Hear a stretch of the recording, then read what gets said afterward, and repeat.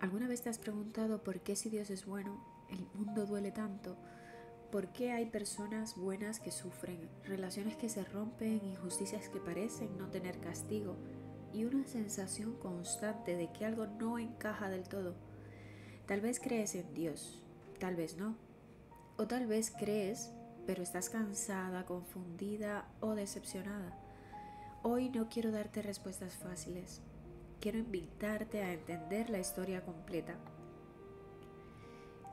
Porque hasta que no entendemos el mundo en el que vivimos, tampoco podemos entendernos a nosotras mismas, ni el corazón de Dios.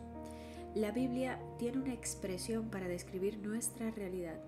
Vivimos en un mundo caído. Y no es un concepto religioso abstracto, es una explicación profundamente humana, actual y honesta de por qué la vida es como es. La Biblia dice en Romanos 5:12, cuando Adán pecó, el pecado entró en el mundo. El pecado de Adán introdujo la muerte, de modo que la muerte se extendió a todos, porque todos pecaron. Esto no habla solo de un hombre hace miles de años, habla de una condición que todos reconocemos. Algo en el ser humano está roto. Y lo curioso es que aún así seguimos anhelando amor, el valor verdadero, la justicia real, paz duradera, un mundo donde las cosas estén bien. Eso ya nos dice algo muy importante. No fuimos creados para vivir así.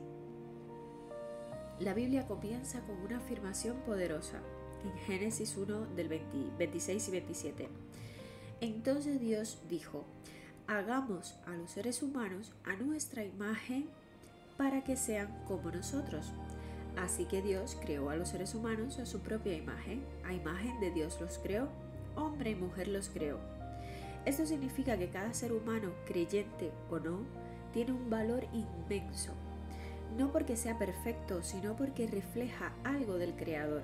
Y cuando Dios termina de crear, dice, entonces Dios miró todo lo que había hecho y vio que era bueno, no aceptable, no funcional, muy bueno.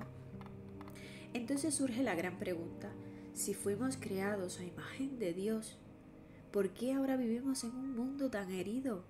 ¿Por qué nosotros mismos estamos tan divididos por dentro? Aquí es donde muchas personas se desconectan de la fe, porque piensan que el cristianismo niega el dolor o lo espiritualiza. Pero la Biblia hace lo contrario, lo explica sin maquillarlo. Un mundo caído no significa que Dios perdió el control, significa que Dios creó seres libres y la libertad tiene un costo. El problema no fue el diseño, fue la ruptura de la relación. La Biblia describe el pecado no solo como hacer cosas malas, sino como desconfiar de Dios, elegir vivir separados de Él, decidir que podemos definir el bien y el mal por nuestra cuenta. Y desde ese momento algo se quiebra. Nuestra relación con Dios, nuestra relación con los demás, nuestra relación con nosotros mismos y nuestra relación con la creación. Por eso, incluso cuando conseguimos lo que queremos, algo sigue faltando. Por eso amamos y herimos. Por eso deseamos el bien, pero a veces hacemos lo contrario. En Romanos 3:23 lo dice con una honestidad brutal. Pues todos hemos pecado. Nadie puede alcanzar la meta gloriosa establecida por Dios. No dice algunos, no dice los peores, dice todos. Y esto no es para aplastarnos, sino para unirnos en una verdad común. Todos estamos rotos, pero no sin valor. En este video vamos a recorrer juntos 4 grandes preguntas. ¿Qué significa realmente vivir en un mundo caído? ¿Qué dice esto sobre nuestra naturaleza humana? ¿Dónde está Dios en medio del dolor y el caos? ¿Cómo conocer el carácter de Dios sin negar la realidad que vivimos? Si alguna vez te sentiste decepcionado de la vida en general, si alguna vez pensaste, esto no debería ser así, esa incomodidad no es debilidad espiritual, es una pista de que fuiste creado para algo más. Y ahora sí, vamos a profundizar, porque para entender el mundo caído, primero necesitamos entender qué se rompió realmente. Para entender qué significa vivir en un mundo caído, primero necesitamos volver al principio. No al principio del dolor, sino al principio del diseño. La Biblia no comienza con culpa ni castigo, comienza con intención. Dios crea al ser humano con un propósito claro: relación. No fuimos creados para sobrevivir, sino para vivir en comunión con Dios, con otros y con la creación. Génesis 2:7 dice: Entonces el Señor Dios formó al hombre del polvo de la tierra, sopló aliento de vida en la nariz del hombre y el hombre se convirtió en un ser viviente. Este detalle es clave. Dios no solo crea con una orden, se acerca, sopla vida, se involucra. Desde el principio, el ser humano no es un accidente ni una herramienta, es alguien a quien Dios se aproxima. Y no solo eso, Génesis 2:15 nos muestra que el trabajo, el propósito y la responsabilidad existían antes del pecado. El Señor Dios puso al hombre en el jardín de Edén para que lo cuidara y lo cultivara. El trabajo no era castigo, era colaboración con Dios. También la relación humana nace de este contexto sano. Génesis 2:18 dice: No es bueno que el hombre esté solo. Haré una ayuda idónea para él.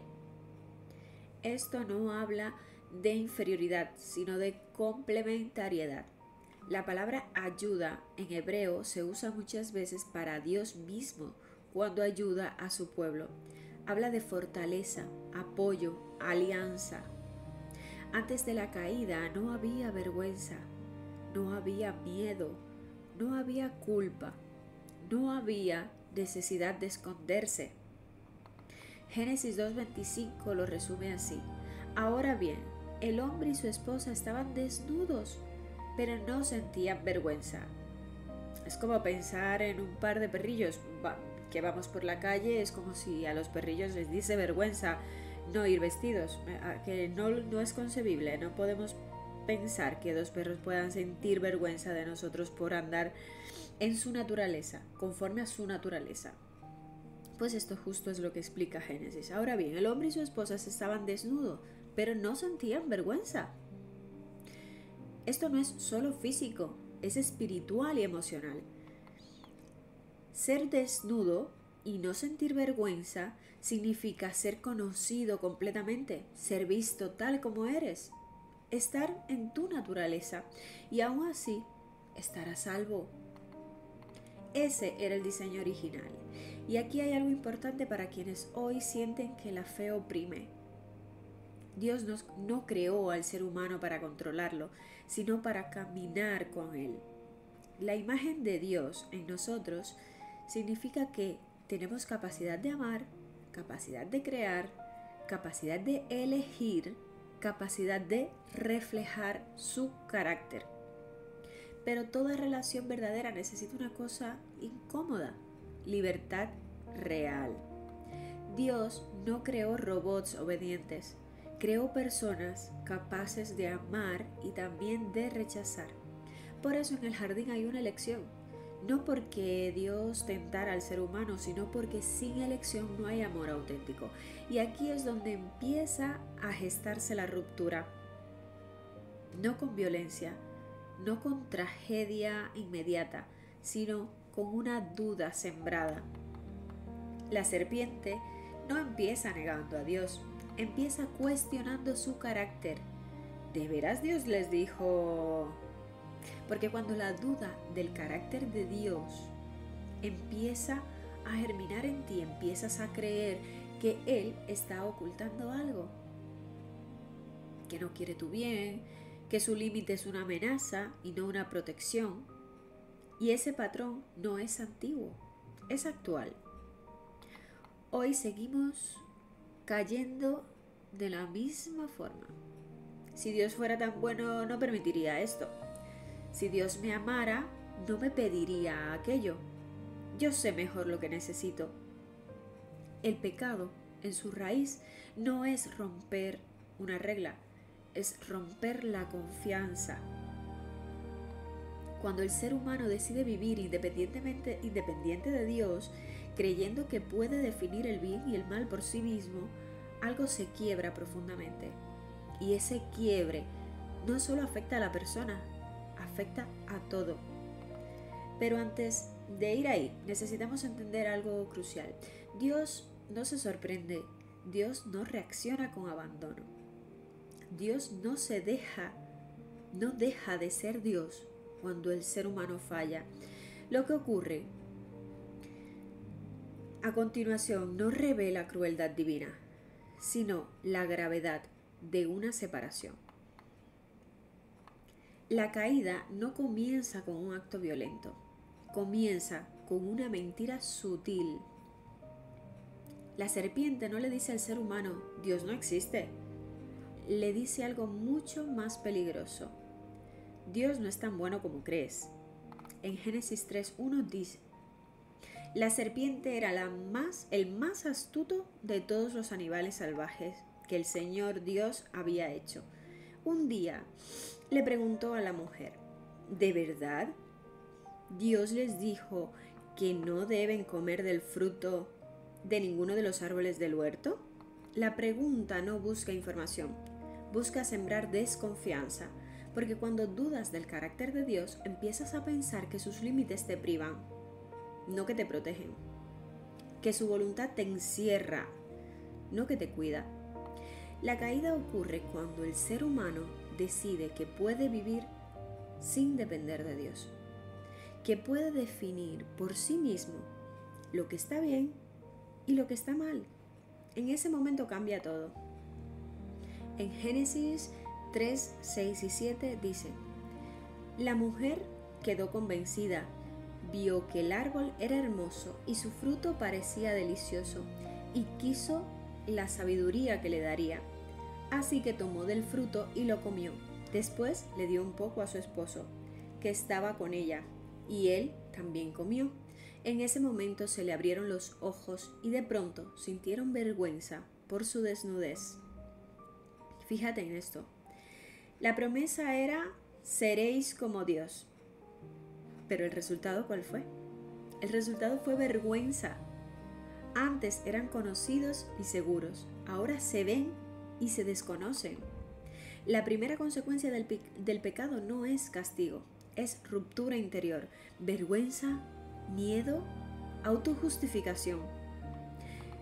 Génesis 3:8 dice, cuando soplaba la brisa fresca de la tarde, el hombre y su esposa oyeron al Señor Dios caminando por el huerto, así que se escondieron del Señor Dios entre los árboles. Esto es devastador y profundamente humano.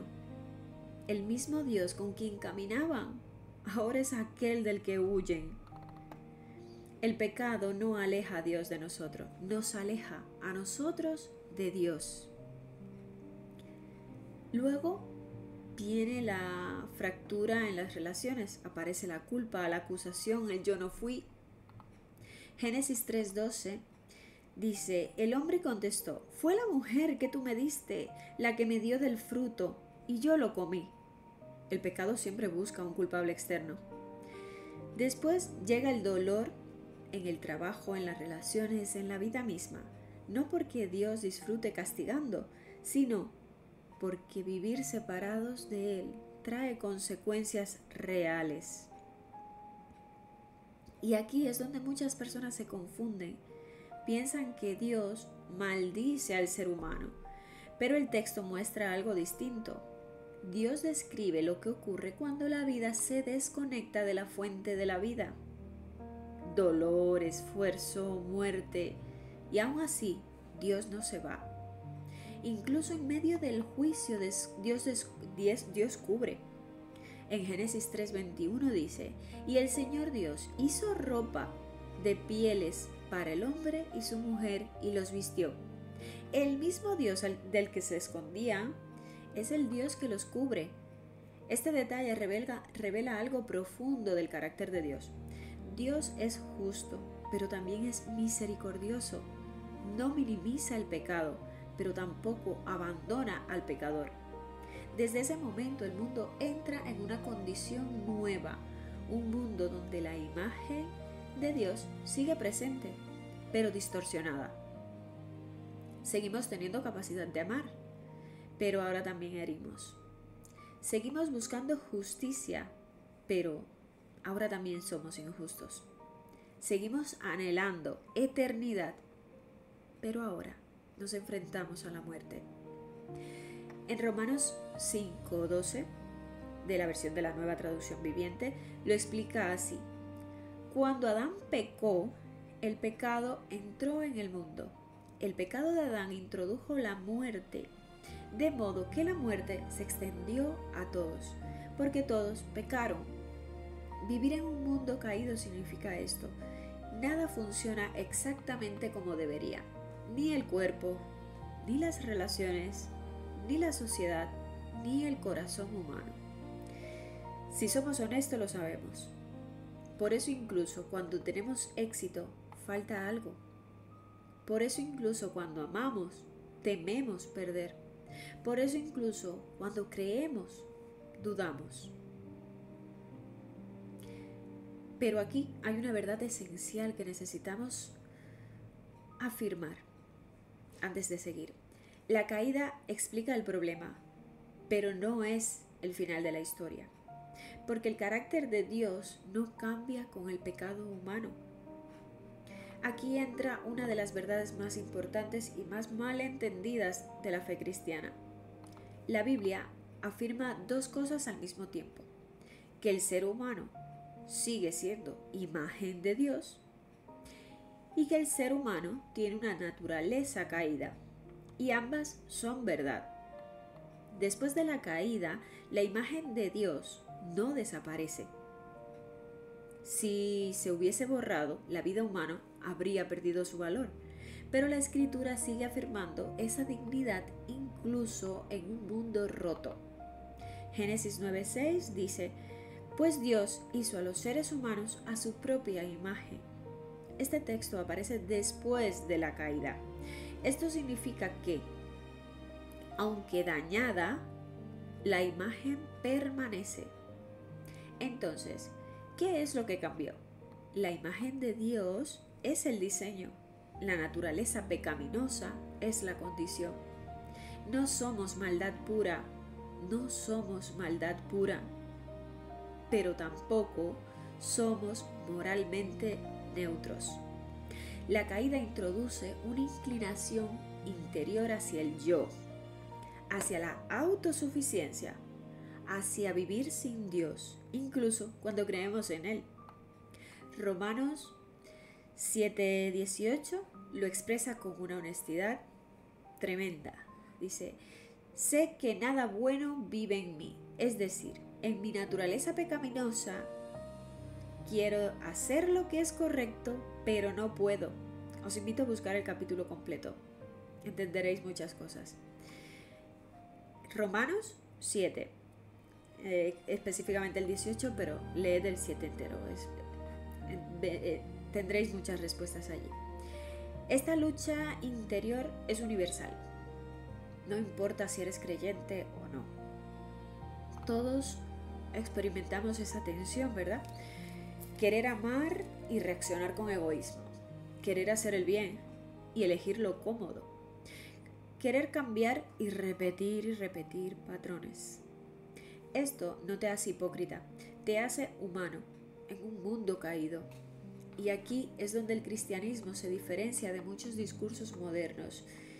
No dice confía en tu corazón, porque el corazón también está herido. Jeremías 17:9 dice, el corazón humano es lo más engañoso que hay y extremadamente perverso.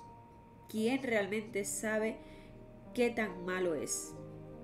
Pero tampoco dice, eres basura, no vales nada. Al contrario, la Biblia sostiene dos verdades juntas. No, estamos profundamente rotos y somos profundamente valiosos. El problema surge cuando solo creemos una de las dos. Si creemos que somos valiosos sin reconocer la caída, negamos nuestra responsabilidad y la necesidad de transformación. Si solo creemos que estamos rotos sin reconocer la imagen de Dios en nosotros, vivimos en culpa, con vergüenza y miedo. Dios no nos anima ni nos mira con negación ni con desprecio, nos mira con verdad y con misericordia. Y eso nos lleva a una pregunta clave. Si Dios sabía que el ser humano iba a caer, ¿por qué permitió todo esto? Aquí entramos en terreno delicado. Ya tenemos un video en el canal sobre esto. Dios no creó el mal, pero creó la libertad. Y sin libertad real no hay amor real. Dios no quería obediencia forzada, quería una relación genuina. Por eso implica que tengamos libre albedrío, incluso que existe el riesgo al rechazo. Y aún así, desde el mismo momento de la caída, Dios empieza a revelar su plan. En Génesis 3:15, en medio del juicio, Dios hace una promesa. Pondré enemistad entre ti y la mujer, y entre tu descendencia y la descendencia de ella. Él te golpeará la cabeza y tú le golpearás el talón. Esto se lo dijo a la serpiente. Este versículo es conocido como el primer anuncio del Evangelio. Dios está diciendo, la herida es real, pero no definitiva. El mal no tendrá la última palabra. Y esto nos revela algo crucial sobre el carácter de Dios. Dios no abandona su creación cuando falla. Dios entra en la historia para redimirla. Pero esa redención no ocurre de golpe. Se desarrolla a lo largo del tiempo, en medio de un mundo que sigue siendo caído. Entonces, ¿dónde está Dios en un mundo que sigue doliendo? ¿Por qué no elimina el mal de inmediato? ¿Por qué revela esto sobre su carácter? Esta es probablemente la pregunta más honesta que puede hacer un ser humano. Si Dios es bueno, si Dios es poderoso, si Dios es amor, ¿por qué el mundo sigue lleno de dolor? Y aquí es donde entra el tener que conocer el carácter de Dios, no por Él, sino por nosotros. Esta pregunta no es falta de fe, es una pregunta válida. Los salmos están llenos de ella, los profetas la gritan, Jesús mismo la pronuncia en la cruz. Dios no se ofende por nuestra confusión, se acerca a ella. Lo primero que necesitamos entender es esto: Dios no es indiferente al dolor humano. El carácter de Dios no es distante ni frío, es profundamente cercano. El Salmos 38, el versículo 18 concretamente dice: El Señor está cerca de los quebrantados de corazón, rescata a los de espíritu destrozado. Esto no significa que Dios evita el sufrimiento, significa que no nos abandona en el sufrimiento. En un mundo caído, Dios no actúa siempre eliminando el dolor, sino acompañando, sosteniendo y redimiendo en medio del dolor. Y aquí entramos en un punto clave. Dios no prometió un mundo sin sufrimiento ahora, prometió su presencia en medio de él. Jesús nunca engañó a nadie con una fe cómoda. Juan 16:33 dice: En este mundo tendrán muchas pruebas y tristezas, pero anímense, porque yo he vencido al mundo. No dijo tal vez, dijo tendrán, pero añadió algo esencial: yo he vencido. La victoria de Dios no siempre se ve como evitación del dolor, sino como transformación del significado del dolor. Dios entra en el sufrimiento humano en la persona de Jesús. Esto cambia completamente la imagen de Dios. Cristo no observa el dolor desde lejos, lo vive. Isaías 53:3 dice: fue despreciado y rechazado, hombre de dolores, conocedor del sufrimiento más profundo. El cristianismo no presenta a un Dios ajeno al sufrimiento, sino a un Dios que lo asume. La cruz es la prueba definitiva de que Dios no mira el dolor desde el cielo, sino que lo carga. Y aquí hay algo muy importante para quienes luchan con la fe. Dios no explica el sufrimiento con teorías, lo responde con presencia y entrega. La cruz no responde a todas nuestras preguntas, pero revela el corazón de Dios.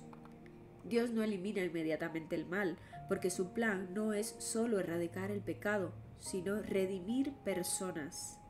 Y la redención requiere tiempo, procesos y decisiones libres. Segunda de Pedro del capítulo 3, versículo 9 dice: el Señor no tarda en cumplir su promesa, como algunos piensan, sino que es paciente por amor a ustedes. Él espera, por amor a ustedes es paciente. No quiere que nadie sea destruido, sino que todos se arrepientan. La paciencia de Dios no es indiferencia, es misericordia. Cada día que el mundo sigue existiendo es una oportunidad más para la gracia de Dios. Pero esto nos lleva a otra pregunta incómoda. Si Dios está presente, ¿por qué a veces sentimos que está ausente? ¿Por qué vivir en un mundo caído también afecta nuestra percepción? El dolor nubla la vista. El trauma endurece el corazón. La pérdida confunde la fe. Y aún así Dios sigue obrando, incluso cuando no lo sentimos. Romanos 8:28 dice: y sabemos que Dios hace que todas las cosas cooperen para el bien de quienes lo aman y son llamados según el propósito que Él tiene para ellos. Este versículo no dice que todo lo que pasa es bueno, dice que Dios puede obrar incluso a partir de lo que no es bueno. Eso revela un Dios soberano y compasivo a la vez. Pero hay algo más que necesitamos entender. Vivir en un mundo caído no solo nos afecta pasivamente, también nos involucra activamente. No somos solo víctimas del mal, también somos partícipes. Y aquí es donde entra una pregunta clave. Si Dios está obrando, ¿qué espera de nosotros mientras tanto? Entonces, ¿cómo vivir en un mundo caído sin endurecer el corazón? ¿Qué significa seguir a Cristo hoy y cómo reflejar el carácter de Dios en medio de la imperfección? Vivir en un mundo caído no solo es una realidad que soportamos, es una realidad en la que elegimos cómo vivir. La fe cristiana no es una invitación a escapar del mundo, sino a habitarlo de una manera diferente. Jesús nunca pidió a sus seguidores que se aislaran del dolor, sino que fueran luz en medio de él. Mateos 5, 14 al 16 dice: ustedes son la luz del mundo. Dejen que sus buenas acciones brillen a la vista de todos, para que todos alaben a su Padre Celestial. Esto significa algo muy concreto. Dios no solo actúa a pesar del mundo caído, actúa a través de personas transformadas. Pero para eso, primero necesitamos entender algo esencial. No podemos vivir bien en un mundo roto si negamos nuestra propia fragilidad. La humildad de la humanidad es la base de una fe madura. Efesios 4, del 2 y 3 dice: sean siempre humildes y amables, sean pacientes unos con otros y tolérense las faltas por amor. Hagan todo lo posible por mantenerse unidos en el espíritu y enlazados mediante la paz. Esto no es un idealismo ingenuo, es realismo espiritual. Dios sabe que convivimos con personas heridas y que nosotros mismos lo estamos. Por eso, la vida cristiana no se trata de perfección, sino de dirección. Vivir en un mundo caído implica aprender a reconocer el mal sin justificarlo, amar sin romantizar, perdonar sin negar el dolor, esperar sin cerrar los ojos a la realidad. Jesús nos llama a una vida contracultural. Romanos 12:21 dice: no dejen que el mal los venza, más bien venzan al mal haciendo el bien. Esto es profundamente desafiante, porque el mundo caído nos entrena para defendernos, para endurecernos, para responder mal con mal, ojo por ojo. Pero el carácter de Dios se revela de otra manera. Dios vence el mal absorbiéndolo, no replicándolo. Por eso la cruz no es debilidad, es poder redentor. Y aquí hay algo muy importante, muy importante. Vivir así no nos hace ingenuos, nos hace transformadores. El cristianismo no promete que todo mejorará inmediatamente por arte de magia, la solución a todos tus problemas hoy para mañana. Sí, es la solución a todos tus problemas, pero viviendo el proceso. Promete que nosotros podemos ser distintos. Cada acto de bondad, cada decisión de perdón, cada verdad dicha con amor, es una grieta por donde entra la luz de Dios en un mundo oscuro. Y aún así, vivir de esta manera cansa. El mundo caído agota. Por eso, Dios no nos llama a hacerlos solos. Isaías 41:10 dice: no tengas miedo, porque yo estoy contigo. No te desalientes, porque yo soy tu Dios. Te fortaleceré y te ayudaré. Te sostendré con mi mano derecha victoriosa. El carácter de Dios no es exigir sin sostener, es acompañar mientras transforma.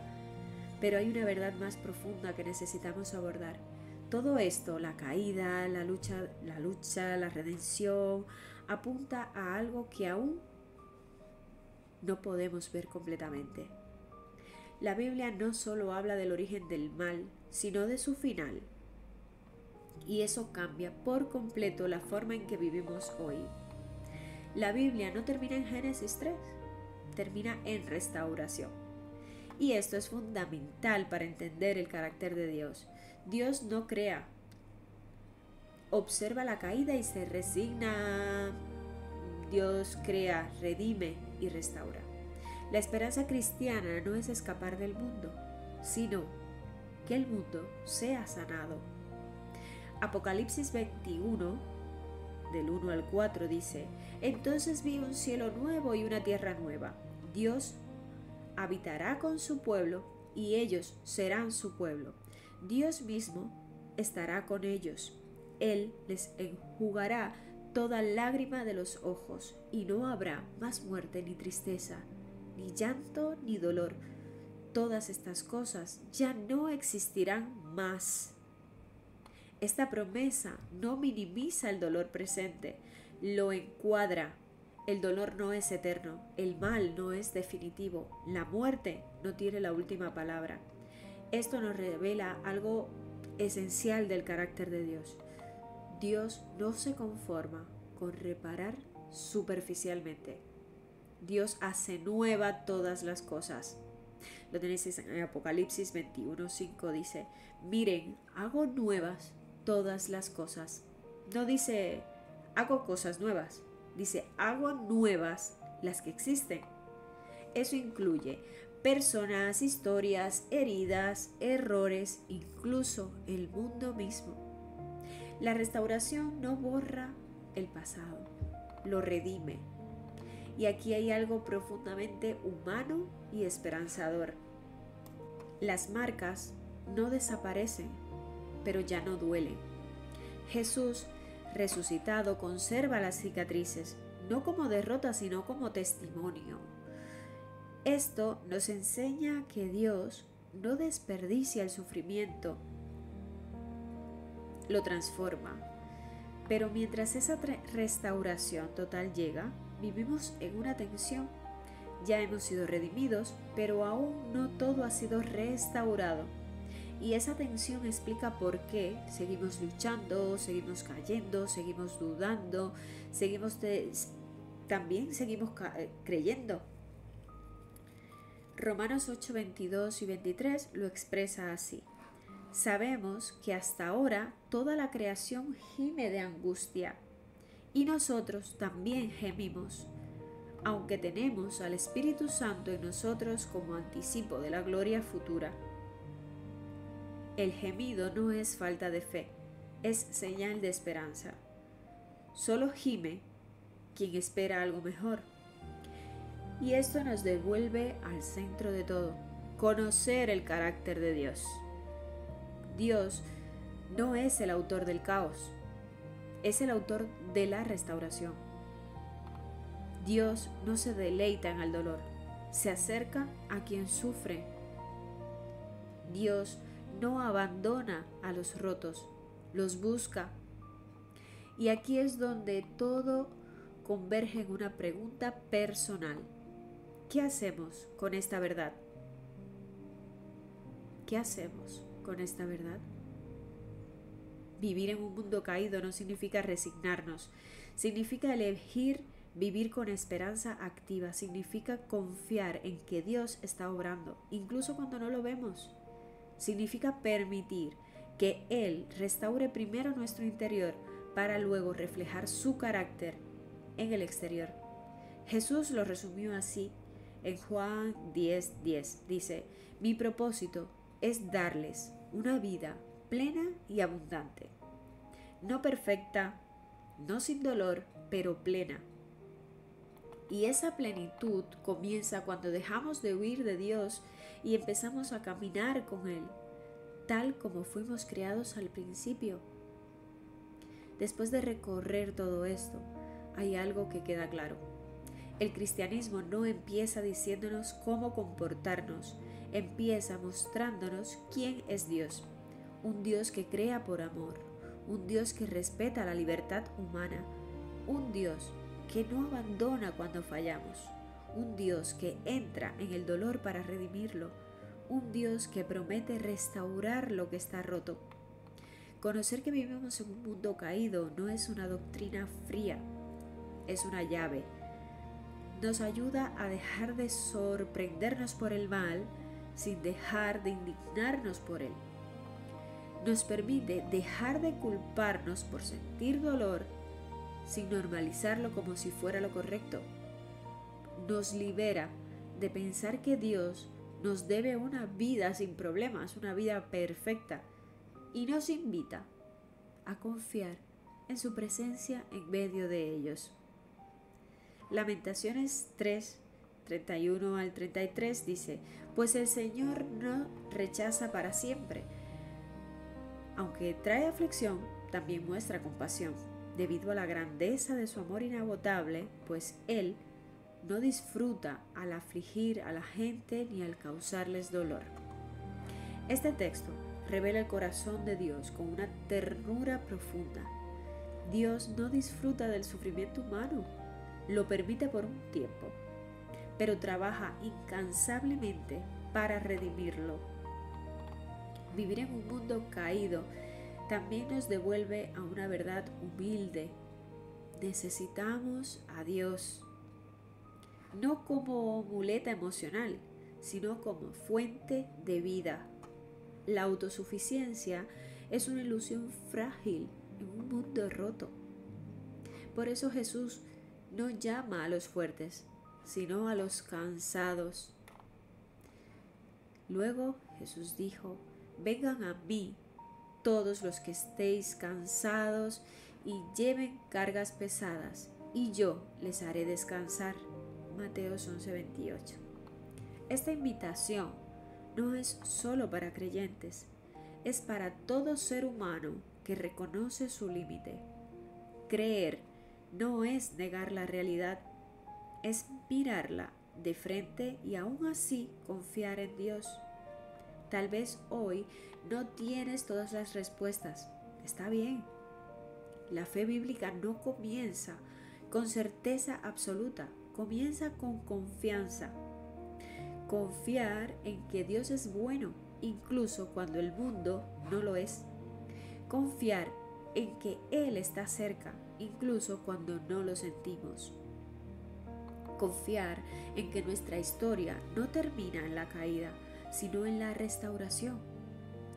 Y si algo quiero que te lleves de este video es esto: no estás rota y sin valor o roto, estás herido, herida en un mundo herido, pero profundamente amada, amado por un Dios redentor. Vivir en un mundo caído no es el final del mensaje, es el contexto donde el amor de Dios se revela con más fuerza. Si hoy decides caminar con Él, no porque todo esté claro, sino porque su carácter es confiable, entonces estarás comenzando a vivir de verdad, tal como fuiste creada desde el principio. Gracias por quedarte hasta aquí. Si este contenido resonó contigo, tómate un momento para reflexionar, compartirlo con alguien que lo necesite y seguir buscando a Dios con un corazón honesto. Porque incluso en un mundo caído, la luz sigue brillando. Gracias.